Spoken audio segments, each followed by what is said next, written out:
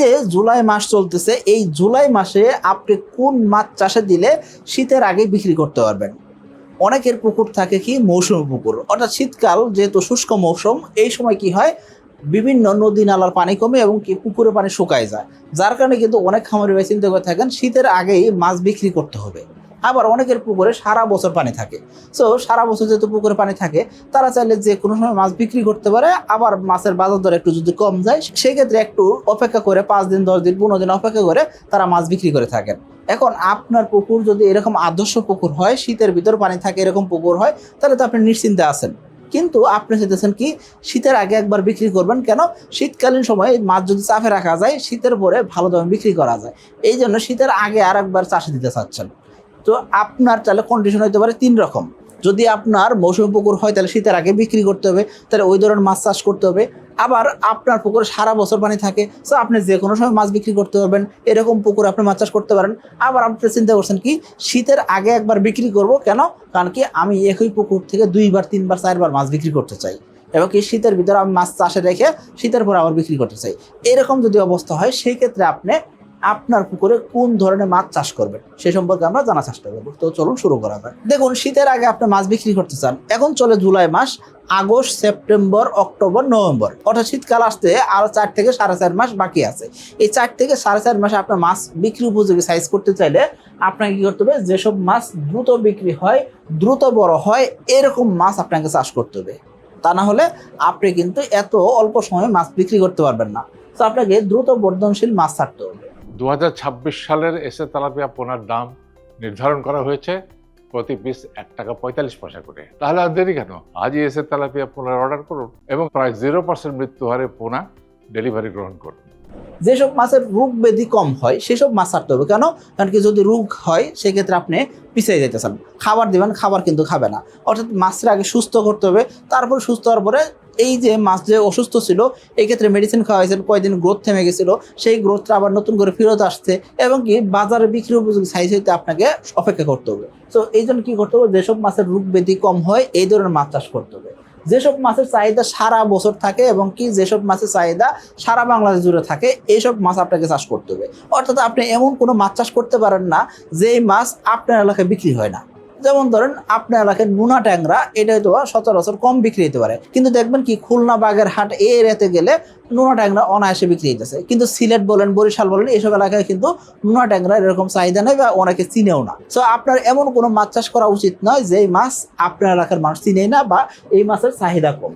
এরপর আসেন, আপনি যেই মাছ চাষ করবেন সেই মাছের ঝুঁকি কম হইতে হবে, কেন? কারণ কি যদি একটু অক্সিজেন স্বল্পতা হয় সেক্ষেত্রে যদি মাছ ভেসে ওঠে, মাছ যদি খাবি খায়, বা মাছের অক্সিজেন স্বল্পতা হলে মাছ যদি মারা যায় বা স্ট্রোক করে, এরকম মাছ ছাড়লে তো আপনি বিপদে পড়বেন। আবার দেখা যায় কি অনেক মাছের রোগ ব্যাধি এমনি বেশি হয়। কি কি মাছ? যেমন ধরুন ক্যাটফিশ জাতীয় মাছ, শিং, মাগুর, পাবদা, গুলশা, এই ধরনের মাছের কিন্তু একটু রোগ ব্যাধি বেশি হয়, কারণ কি এদের শরীরে আইস নাই, যে কোনো সময় ভাইরাস, ব্যাকটেরিয়া, ছত্রাক আক্রমণ করলে অনেক মাছ মারা যেতে পারে। সো আপনাকে ঝুঁকি কম নিয়ে মাছ চাষ করার পরিকল্পনা করতে হবে।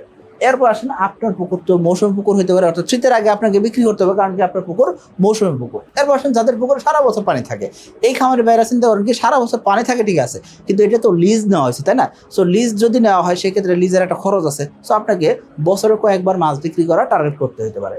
আপনি নতুন খামারি, আপনি রিস্ক নিতে চান না, আপনার পুঁজিটা দ্রুত সময় ফেরত চান, এই ক্ষেত্রে আপনাকে অবশ্যই শীতের আগে মাছ বিক্রি করতে হবে। সো আপনার যদি এরকম অবস্থা হয় সেই ক্ষেত্রে আপনি কোন ধরনের মাছ চাষ করবেন এবং কি কোন কোন মাছ আপনার চাষ করা উচিত সেই সম্পর্কে আমরা একটু ডিটেল আলোচনা করার চেষ্টা করব। দেখুন, আপনি বাংলাদেশের চাষযোগ্য সকল মাছ আপনি চাষ করতে পারেন, কিন্তু এই যে উপরে যে কথাগুলো বলে আসলাম এই কথাগুলো যদি আপনি সঠিকভাবে মানেন সেই ক্ষেত্রে আপনি অল্প কয়টা মাছ সিলেক্ট করতে পারছেন, সকল মাছ কিন্তু আপনি সিলেক্ট করতে পারবেন না। কারণ কি ক্যাটফিশ জাতীয় মাছ চাষ করতে গেলে 7-8 মাস সময় লাগে। সো আপনার তো সময় আছে অল্প। সো আপনি যদি অল্প সময় মাছ বিক্রি করতে চান তাহলে আপনি কয়েকটা পদ্ধতি অবলম্বন করতে পারেন।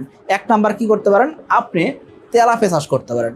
আপনি আমাদের কোম্পানির এসে তেলাপিয়া চাষ করতে পারেন, অথবা যে কোনো জায়গা থেকে ভালো ব্র্যান্ডের আপনি তেলাপিয়ার পোনা সংগ্রহ করছেন, সেগুলো মনোসেক্স তেলাপিয়া, হাইব্রিড জাতীয় তেলাপিয়া সংগ্রহ করে আপনি চাষ করতে পারেন। কারণ কি তেলাপিয়া মাত্র 4 মাসে বিক্রি উপযোগী হয়। অন্যান্য তেলাপিয়া হয়তো একটু সময় বেশি লাগতে পারে, তবে এসে তেলাপিয়া যদি হয় সেক্ষেত্রে হাজার হাজার খামারি যেহেতু 4 মাসে বিক্রি করতে পারে, সো আপনিও 4 মাসে বিক্রি করতে পারবেন। আর আমরা তো একটা গাইডলাইন বই দিতে আছি, সেই গাইডলাইন বইটা ফলো করবেন, পাশাপাশি আমাদের সাথে যোগাযোগ রেখে চাষ করবেন, ইনশাল্লাহ আপনি 4 মাসে মাছ বিক্রি করতে পারবেন। অর্থাৎ আপনি যদি জুলাই মাসে চাষে দেন ইনশাল্লাহ ইনশাল্লাহ শীতের আগে আপনি মাছ বিক্রি করতে পারবেন। জুন, জুলাই ও আগস্ট মাসের মধ্যে এসএ তেলাপিয়া পোনা অর্ডার করে জিতে নিতে পারেন 2টি মোটর বাইক ও 5টি ফ্রিজ। লটারির লাইভ ড্র হবে 1 সেপ্টেম্বর। এখন আপনি চাইতেছেন কি তেলাপিয়া চাষ করবেন না, আপনি অন্য মাছ চাষ করবেন। কি মাছ? বাংলা মাছ বা কার্পজাতীয় মাছ। এখন কার্পজাতীয় মাছ কিন্তু এত দ্রুত বিক্রি উপযোগী সাইজ হয় না, তাহলে আপনাকে কি করতে হবে? অবশ্যই একটু বড় সাইজের কার্পজাতীয় মাছ ছাড়তে হবে। আপনি যদি 500 গ্রামের আশেপাশে ওজনের কার্পজাতীয় মাছ মজুত করতে পারেন, সেই ক্ষেত্রে আপনাকে একটু খরচ বেশি করতে হবে। অর্থাৎ যেহেতু আপনি ছোট পোনা কিনতেছেন না, বড় মাছ কিনতেছেন, এই ক্ষেত্রে বড় মাছের জন্য একটু কেজি ধরে মাছ কিনতে গেলেন বা মন হিসাব করে মাছ কিনতেছেন, যেহেতু এই ক্ষেত্রে আপনাকে একটু দাম দিয়ে মাছ কিনতে হইতেছে, অর্থাৎ ইনভেস্টমেন্ট একটু বেশি করতে হইতেছে। কিন্তু আপনি 4 থেকে 5 মাসে বিক্রি করতে চান, অনায়াসে কিন্তু আপনি কার্পজাতীয় মাছ চাষ করতে পারবেন। তবে আপনাকে আধা কেজি প্লাস ওজনের আপনাকে মাছ মজুত করতে হবে।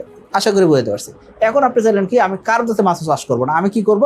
আমি পাঙ্গাস চাষ করব। কেন? কারণ কি পাঙ্গাস মাছ আমার এলাকায় চাহিদা সম্পন্ন মাছ বা পাঙ্গাস মাছের দাম ভালো পাওয়া যায়। এখন সব এলাকায় কিন্তু পাঙ্গাস মাছের দাম ভালো পাওয়া যায় না। অনেক খামারে কিন্তু পাঙ্গাস মাছের খাদ্য খরচ দিয়ে কুলায় উঠতে পারেন না, এই কারণে কিন্তু পাঙ্গাস মাছ চাষ করেন না। যদি আপনি পাঙ্গাস চাষ করতে চান, সেই ক্ষেত্রে আপনি কি করতে পারেন? পাঙ্গাস মাছের পোনার ক্ষেত্রেও 300 গ্রাম প্লাস ওজনের পাঙ্গাস মাছের পোনা যদি আপনি সংগ্রহ করতে পারেন, অর্থাৎ 3 পিসে বা 2 পিসে কেজি যদি পাঙ্গাস মাছের পোনা সংগ্রহ করে চাষে দিতে পারেন, সেই ক্ষেত্রে দেখবেন কি আপনি শীতের আগে বিক্রি করতে পারবেন। অর্থাৎ আপনাকে বড় পোনা ছাড়তে হবে। কিন্তু তেলাপিয়া যদি হয়, সেই ক্ষেত্রে আপনি 28 দিন বয়সে তেলাপিয়ার পোনা সংগ্রহ করলেন, 1 মাস নার্সারি করবেন, 3 মাস চাষ করবেন, ইনশাআল্লাহ 4 মাসে বিক্রি উপযোগী সাইজ হবে এসে তেলাপিয়ার পোনা। এই যে 3টা মাছের কথা বললাম, এই মাছগুলো কিন্তু আপনি চাষ করলে শীতের আগে বিক্রি করতে পারবেন। কিন্তু কয়েকটা কথা আপনাকে মানতে হবে। সেটা কি? আপনি যে চাষ করতেছেন, সেই ক্ষেত্রে চাষের ঘনত্ব কেমন হবে? ঘনত্ব একটু কম রাখতে হবে। যদি আপনি মাছ পাতলা করে দেন, সেই ক্ষেত্রে দ্রুত বিক্রি উপযোগী সাইজ হয় বা দ্রুত বাড়ে। চাষের পদ্ধতি কেমন হবে? অবশ্যই আপনি চেষ্টা করবেন একাধিক প্রজাতির মাছ, বিভিন্ন সাইজের মাছ একসাথে ছাড়বেন না। আপনি কি করবেন? একটু সিলেক্টিভ মাছ ছাড়বেন, উপরের স্তরে, মধ্যম স্তর, নিচের স্তর হিসাব করে আপনি মাছ ছাড়বেন। এতে করে কি হবে? আপনার মাছের রেজাল্ট দ্রুত বাড়বে বা মাছ দ্রুত বড় হবে। পানির গভীরতা অবশ্যই 4 ফিটের উপর রাখবেন। 5 ফিট 6 ফিট রাখতে পারলে সবচেয়ে ভালো হয়।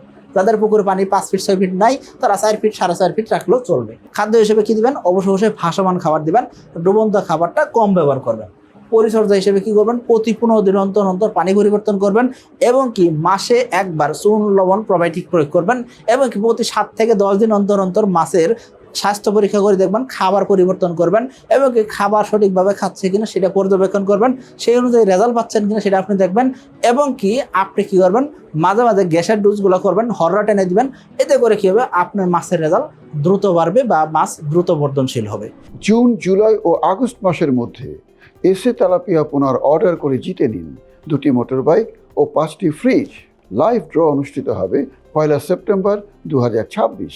এখন আপনি যদি চিন্তা করেন এই যে মাছ চাষগুলো করবেন, সেই ক্ষেত্রে ছোট পুকুরে করবেন, এই ক্ষেত্রে কিন্তু ছোট পুকুরে চাষের ক্ষেত্রে আপনি বাণিজ্যিক আকারে তেমন একটা লাভবান হতে পারবেন না। ছোট পুকুরে যদি পারিবারিক চাহিদা মেটানোর জন্য চাষ হয়, সেটা আলাদা বিষয়। যদি ছোট পুকুর থেকে আপনি শিখতে চান, সেরকম একটা বিষয়। আর যদি আপনি চিন্তা করেন না ছোট পুকুরে আমি বাণিজ্যিক চাষ করব, সেই ক্ষেত্রে কিন্তু আসলে লাভ করাটা কঠিন হয়। আশা করি বুঝতে পারছি। যারা বাণিজ্যিক আকারে মাছ চাষ করতে চান, তারা চিন্তা করতেছেন যে শীতের আগে মাছ বিক্রি করবেন, এই ক্ষেত্রে তেলাপিয়া চাষ করতে পারেন, পাঙ্গাস চাষ করতে পারেন। তবে পাঙ্গাস মাছের বড় পোনা চাষ করতে হবে, 300 গ্রাম প্লাস ওজনের মাছ ছাড়তে হবে, এবং যদি বাংলা মাছ চাষ করেন, সেই ক্ষেত্রে 500 গ্রাম প্লাস ওজনের বাংলা মাছ ছাড়লে ইনশাআল্লাহ শীতের আগে বিক্রি করতে পারবেন। আবার আপনি যদি চিন্তা করেন আমি মাছগুলো রেখে দিতে চাই শীতের ভিতরে, সেই ক্ষেত্রে পাঙ্গাস মাছ শীতের আগে বিক্রি করে দিতে হবে, কারণ কি শীতকালীন সময় এটার গ্রোথ কম আসে। তবে বাংলা মাছ বা তেলাপিয়া মাছ আপনি শীতকালেও রেখে দিতে পারবেন, শীতের ভিতরে ইনশাআল্লাহ চাষ করা যাবে। আশা করি বুঝতে পারছি। সকলে ভালো থাকবেন, সুস্থ থাকবেন। আসসালামু আলাইকুম।